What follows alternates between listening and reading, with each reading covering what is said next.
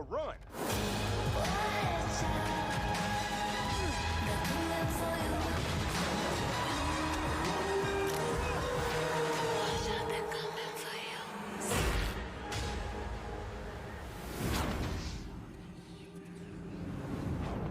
Hello guys, nice to meet you. I'm Leah, and this is Dying to Know. If you're dying to know what's going on in the world of Dying Light 2, then you're in the right place. Here we'll be showing you all the news, the latest from the Dying Light world. We'll be announcing a few contests, we'll be talking to developers, and probably most importantly, we're going to be showing you a brand new gameplay trailer where you can see the current state of the Dying Light 2 game. But first, there's someone here I need to introduce you to. It's Aidan Caldwell. I'm a pilgrim, an outcast, roaming like a Japanese ronin or an Old West desperado. My past is dark, but my future has a tiny, dying light at the end of this tunnel. Hello, guys. My name is Jonas Scott, and I voice Aidan Caldwell in Dying Light 2. But before that, I'm going to host this program with Leia, if you don't mind. My pleasure. Well, I'm ready. Jonah's definitely ready, and I hope you're ready. So if you're dying to know, just like us, then stick with us. The story told in Dying Light 2 occurs 20 years after the events of the first game. And if you're wondering what happened in those intervening 20 years, well, there's no better person to ask than the Dying Light 2 world director, Thomas Gabau, with who I'll be talking in just a moment. And after that, I'll be speaking with Piotr Jamenek, the narrative director of the game, so about the characters that appear in Dying Light 2.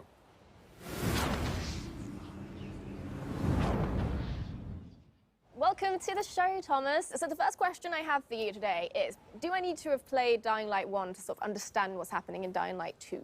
No, actually, you don't. Like you mentioned before, our game takes place some 20 years later, in a world where humankind has lost the war to the virus. So, Right. in a way, you could say that Dying Light 2 takes us to the world beyond the apocalypse. Intriguing. All right, tell me more, please.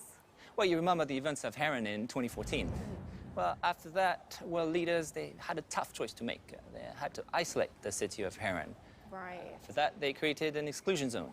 Like in Chernobyl, only a lot more people were left to die inside the walls. Yeah, right. So they just isolated the entire city. And did it help? Did it stop the virus? Yeah, for a while it worked. Enough for everyone to forget about it, at least. Only in secret, a handful of scientists continued to study the virus. You know, manipulating its DNA, creating new strains. They were looking for commercial military applications. So, you know, they're doing it for the money, really. Yeah, of course. So what happened next? Well, next, the shit hit the fan. By Christmas 2021, one of these mutated strains escaped from a level 4 laboratory located near Geneva. We don't really know if this was accidental or not, but this time the virus was much faster than any government. Before the world could react, civilization was on the brink of collapse. People were dying in the streets, capital cities were burning. By the end of 2023, 98% of the population had been lost to the virus.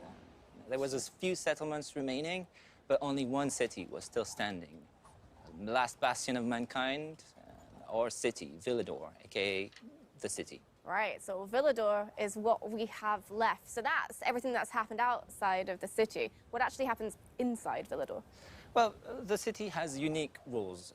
First of all, it's surrounded by seemingly impassable walls.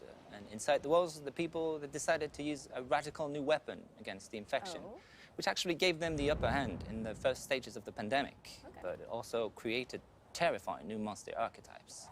15 years on, a new equilibrium sort of emerged in the city. By daylight, human factions fight to control the city, and at night, the streets become the realm of these bloodthirsty, infected monsters. Great. Well, that is extremely interesting. Thank you very much, Thomas. And we'll be hearing more about the vibrant and fantastic city soon, I hope. But first, I think we need to hear a little bit more about the characters.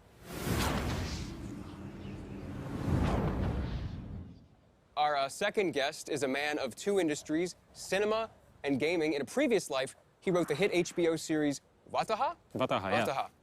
And then he moved on to Techland to become a narrative director. Piotr Jamenek. Hi, guys. Thank you.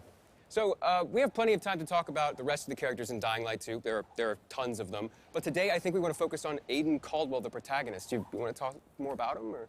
Yeah, sure. So Aidan he's the member of Outcasts, you know, the group of people traveling through this dangerous world of Dying Light 2, called pilgrims, because he's looking for his relative, the person whom he lost many, many years ago, and that person is his only memory from the past, and the only answer to whom Aiden really is. Aiden is a really rich, deep character, very much cooler than I am. Oh, no, come on. I mean, he can run across buildings, jump from rooftop to rooftop, use all kinds of weapons. Yeah, well, you know, he didn't have much choice. This world is full of infected, bloodthirsty creatures, so he didn't have much choice, right?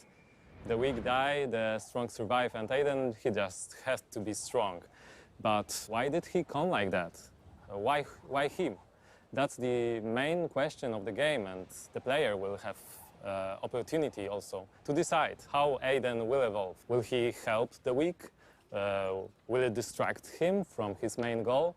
Or maybe he will just strive to the end of his search as soon as possible. I can't imagine trying to survive or live in a city like that as a lone wolf by yourself without any kind of support. Well, he's not gonna be alone, you know. He will meet many people. But again, depending on the player choices, some of them will become his allies, but some of them will become his enemies. One of the group he will encounter are the Night Runners, the former special force officers who were sick of the army's cynicism and lack of concern for common people. But they were brave enough to help the people during the night. And the night, as you know, is pretty horrifying in the game. Yeah, so Aiden joins them, joins the Night Runners? Oh, that's the question, my friend. The player will have to answer too. I won't spoil the pleasure of discovering Aiden's actions and true motivations, but what I can share with you is the fact that we really put big effort to make this character and many others complex and multidimensional. But there is so much more to be discovered during the game. Oh, that's fascinating. Can't wait to learn more. Thank you so much, Piet. Thank you. Thank you. So before we watch the gameplay trailer of Dying Light 2 for the first time, we need to talk about something which is basically at the center of the Dying Light universe, which is The community. Over the past few years, Dying Light has amassed over 23 million players and a 95% positive review rating on Steam. which in Steam Talk is overwhelmingly positive, so bravo. Yeah, we'd like to take a few seconds and thank you guys. Thank you all for being on this journey with us. Thank you for sharing your love with others of Dying Light. And thank you for these great moments spent together. Dying Light 1 has some amazingly creative fans, which is fantastic, pardon the pun, because we're going to be starting a brand new contest which will combine your love of Dying Light with that same creativity. With the release date of Dying Light 2 drawing ever closer, we'd like to extend our hand and invite you to make the community a little bit bigger.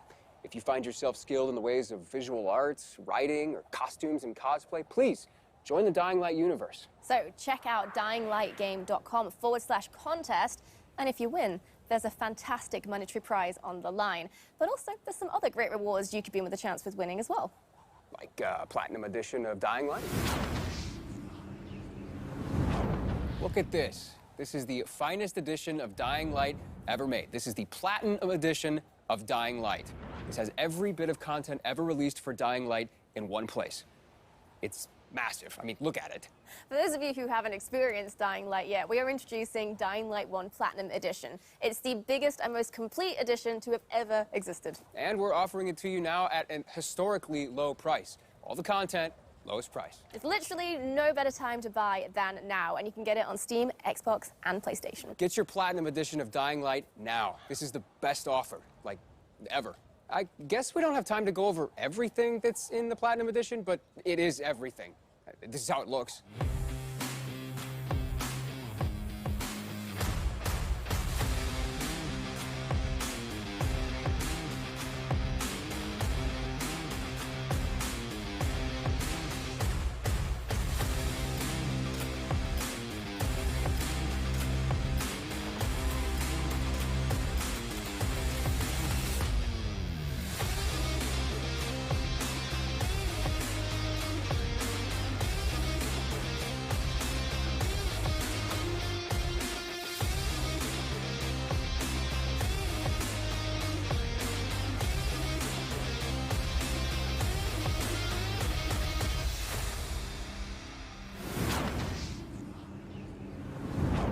Okay, so I'm excited because you guys are, in just a second, gonna see the official gameplay trailer for Dying Light 2. And then after that, we're gonna interview some of the devs that made it possible. So, without further ado, here it is. Hey, everyone. We've been quiet for some time, since, like the rest of the world, we had some unforeseen hurdles to clear. But the wait is over. Let's dive into the open world of Dying Light 2.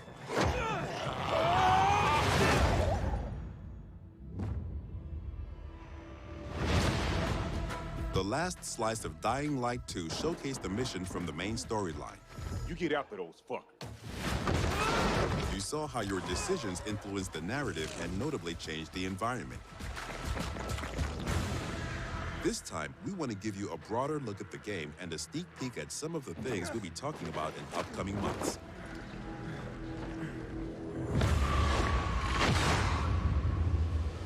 In Dying Light 2, you become Aiden Caldwell, an outsider trying to unravel a tangled mystery from his past. Its trail leads him to the city, probably the last bastion of mankind in the world. Shit!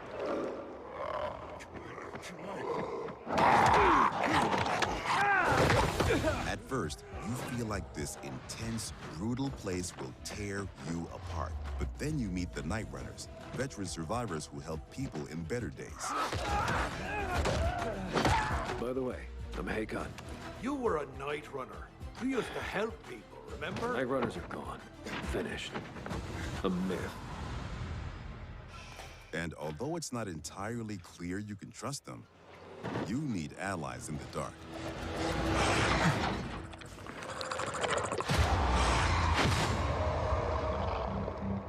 And these are the modern Dark Ages. It's been 15 years since the apocalypse and the world has changed. The old civilization has fallen, but a new one has been built on its ashes. People fight desperately for scarce resources.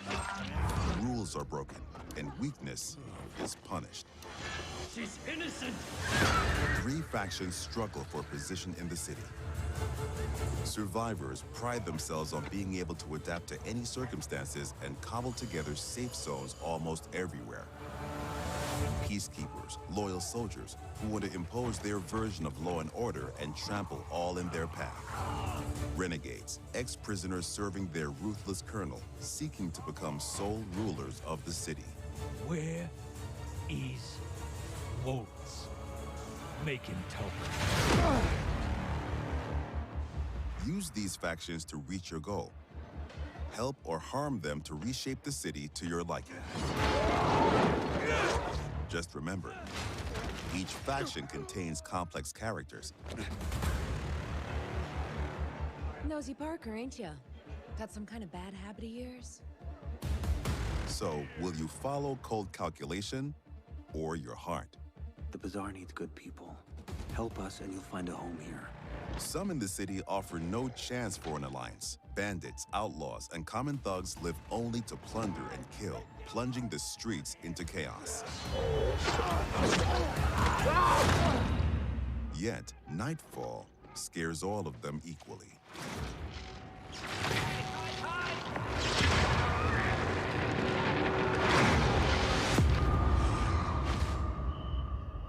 Darkness changes the rules of the world.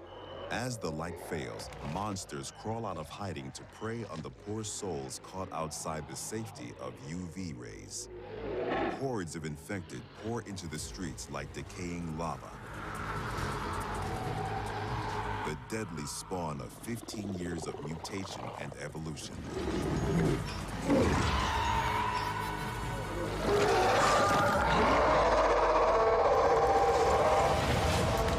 Your only escape? Exploit the city's verticality and flee to the roofs. Though even there, you are never safe from swift and deadly virals.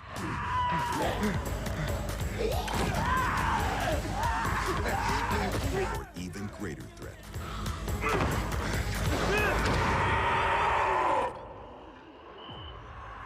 Yet night brings opportunity as well. Nests rife with infected during the day now lie empty. To explore them, you must tread carefully. But those brave enough to face the terrors of the night can loot a jackpot.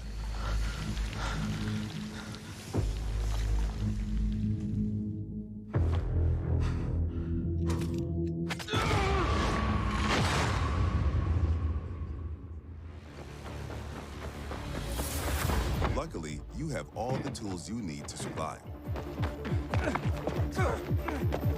Your extraordinary parkour skills allow you to navigate even the most treacherous terrain.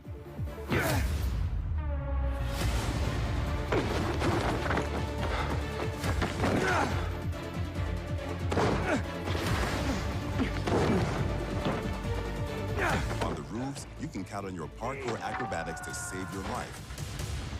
But often, you'll have to face your enemies head-on. And then you have to be smart, resourceful, and determined. We've worked hard on the essence of our combat, making sure swinging a big, meaty weapon is fun, satisfying, and well executed. But even the most brutal fights can be tactical as well. You have multiple ways to hone your skills toward the gameplay style that suits you best. It's up to you if you focus mostly on mobility and parkour, or aggressive, blunt force combat, or a crafty approach where the tools you've created get the job done. Every ability you learn can be a game changer and possibly a new favorite move. Things move fast and quick in Dying Light 2. Each moment matters. Each move could mean triumph or defeat. Choose your actions and friends carefully. Everything you do in the city can reshape the gameplay environment, change the course of the narrative, and decide the fate of the city's residents. But most importantly, you decide your own fate as well. You're about to turn. Make sure to stay human.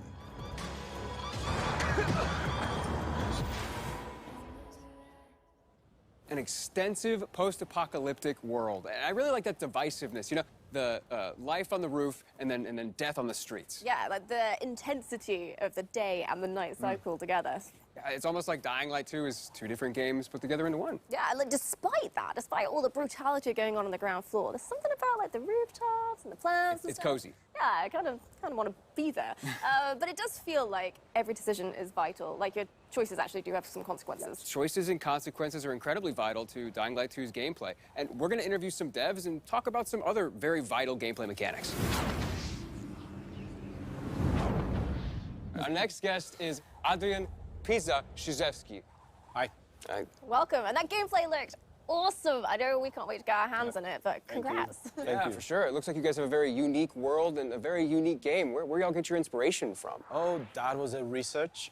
We did a deep dive into the history of our world, and we found repetitive patterns. We found that people use the same behaviors in the past after the fall of civilization or after the fall of the nation that's supposed to be a backbone of our world. So our approach was super simple. We just copycat those behaviors and attitudes and show you how our world would look like after the fall. However, it's kind of obvious that the main reason that civilization fall is virus pandemic or eventually the economical collapse. Yeah, that's basically obvious thing. But it's even darker if you connect those things with the research we did at the beginning of the production. So people will question everything.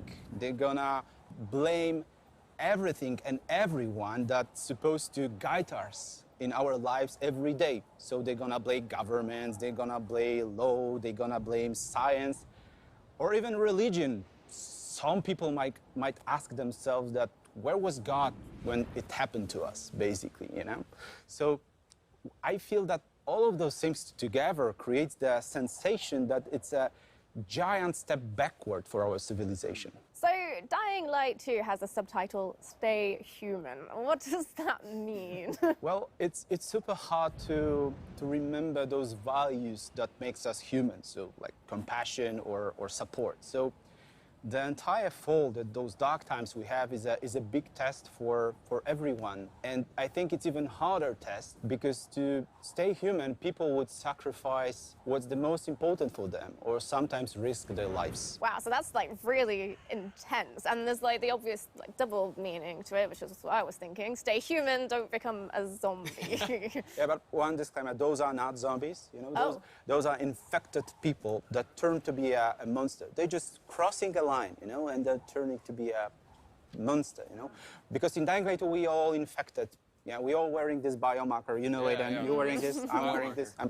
That's a watch, actually, but you know that, you know, so that's the thing. So the challenge is to not cross this line at all costs. So that's the biggest challenge of staying human in this meaning. I see, yeah, not zombies. Not zombies. Not zombies. At all. People who've crossed the line. Right, well, fascinating. Thank you so much, Adrian. We're definitely going to be hearing from you again soon. Yeah, thank you so much. We have with us Katarzyna Tarnacka, the environmental art director. Hi. And we have game designer Michał Duzak. Hello. So, choices and consequences. The player has to make a choice, and they have to experience or endure the consequences. What does that mean? Basically, the whole system of choice and consequences is really, really complex. I would say the best way to describe it is that the player is making the decisions based on 3 layers. First one are the choices that you do during the main story missions. And those big changes actually can change the whole game or even how the story ends. The second layer are choices that you do while the quests. And those choices can actually influence the mission itself. And the last one, the last layer, is so-called city alignment system. And I, as an open-world game designer, would like to focus on. Please do, go on. All right, so water and electricity are basically a key to survive in every world.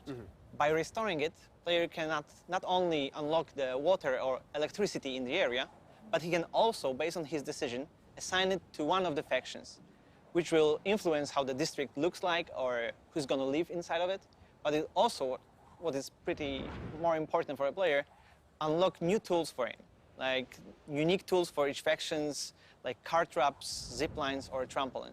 That player can use in exploration to deal with bandits or infected, or simply to move faster through the city. So basically, based on your choices, you shape the game environment, which gives you a different experience every time you start a new game. And what is worth mentioning here that Dying Light 2 is playable up to 4 co-op players. So you can host the game or join other players and see how their choices came up differently to your own. Right. Interesting. There's one thing I'm really curious about, though. Night versus day. How does the gameplay differ from the night and the day? Well, the short answer is that day is for humans and night is for the monsters. But to describe it a little bit better, I would say that during the day, humans, factions, bandits, or survivors scavenging the city and searching for some scraps or someone who might have them. And this is the best time for a player to explore the city, meet its citizens, learn the stories, day-to-day agenda, or even simply help them in a quest or open-world activities to survive those dark ages. Yeah, and that sounds quite pleasant, but I'm guessing night changes everything. Exactly, exactly. During the night, all the infected get out of the buildings. And compared to the Dying Light 1, the night is going to be even more intense this time. Intense in terms of the amount of enemies, their new types, and new, more aggressive behaviors. And what is important, this time, night can mean also opportunity. An opportunity for the players who are courage and skilled enough to use the fact that all the infected are outside and buildings are accessible to explore them and search for the most valuable loot in the game. Katarzyna, you're responsible for the post-apocalyptic look of the city. Can you tell us a little bit how about the city became to look that way? Yes. I guess the important thing to realize is in 2025, a decision was made to use a chemical attack to stop the spread of the Haran virus. And the result is a tight ring of chemically active areas around the city. Some of the chemicals have gotten into the groundwater and spread under the surface, killing every living plant and every living thing in its reach. What it means for the city is that the street levels are virtually dead. The soil is unable to sustain any life, any plant, and the street level is a domain of the monsters, just decaying in every aspect. Wow. So it sounds like there's just no healthy organic life down there at all. Not really. The survival on the street level is pretty tough. So the common people are just visitors there. But the life prevailed. It moved up to the rooftops. And this is where the plants are flourishing and blooming in the post-apocalyptic landscape. And this is where people build and develop the new world of Dying Light 2.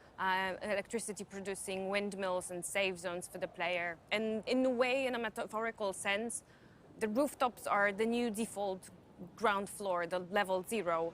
And trip to the streets is, in a way, a trip underground, a -1 of sorts, just a corpse of a lost civilization. Yeah, to say the least. I can't imagine being a citizen living in that city, let alone being a player, and how challenging that's going to be. Yeah, and hold that thought. Thank you very much for joining us today, but it's now time to introduce our next guests. With us now are Bartosz and Peter. And guys, I have one question about the open world in Dying Light 2. How big is it? It's pretty big. We know that. Can you tell us a little bit more? Yes, of course. The map in Dying Light 2 is divided into 2 huge regions and several zones. Okay. There are plenty leftovers from the lost civilization for you to scavenge. But we didn't want our players to perceive the map only horizontally, so we see the map as a multi-level 3D world that supports your traversal and helps you solve parkour puzzles. Yes, in-house we call it multi-layer open world exploration. And you know, the movement system from Dying Light 1, we remove every restriction from the player. You can move everywhere you want, how you want to do it. And when I think about it, I think that was a big challenge for us to create the geometry that support all of that. And we did it, and I think we did it well. Doing the same thing in Dying Light 2 wasn't our goal. We want to make one or more step forward to surprise the player expectation. That's why we doubled the number of parkour moves. Doubled. And I mean, it's not like there was a shortage in Dying Light 1, so what? Yes, the iconic Dying Light 1 parkour is essential there. We improve it. We double the number of parkour moves. The players will see over 3,000 different parkour animations. Wow. From the basic move, through the tricks, to the small little tasty details there that you can see it. Okay, well, unfortunately, I'm going to have to stop you there, but don't hate me because in the next episode, we're going to be talking more about parkour and how the team have managed to make an authentic urban running experience in Dying Light 2. Yeah, thank you guys so much for the information. Bartosz, Peter, it's been a pleasure. Thank you. Thank you very much. Okay, so the last and arguably the most important question I'm sure you have is, when is the release date? Yeah, that is a very, very, very, very important question. And luckily, we have the answer. And that answer is the 7th of December. Waited years to say that out loud. And now that we know the release date of the game, it's time for you to go pre-order it. Go to dyinglight.com/pre-order, select your platform, and then hit pre-order. And there you go. Congratulations. You just pre-ordered one of the most anticipated games of this year. Go you.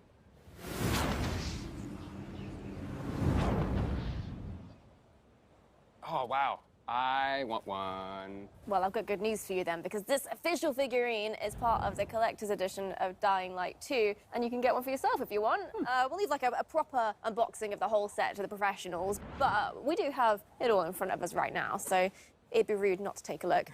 You get, in the collector's edition, a concept art book full of stunning artwork from the game. You get this steel book, which will have your game inside it, of course. And you get this interesting little sort of UV flashlight. So, yeah. Cool. It looks like there's all sorts of vanity elements in here, too, like some legendary skin packs, as well as all sorts of digital elements. For more information on these digital elements, please visit the pre-order website. I want this.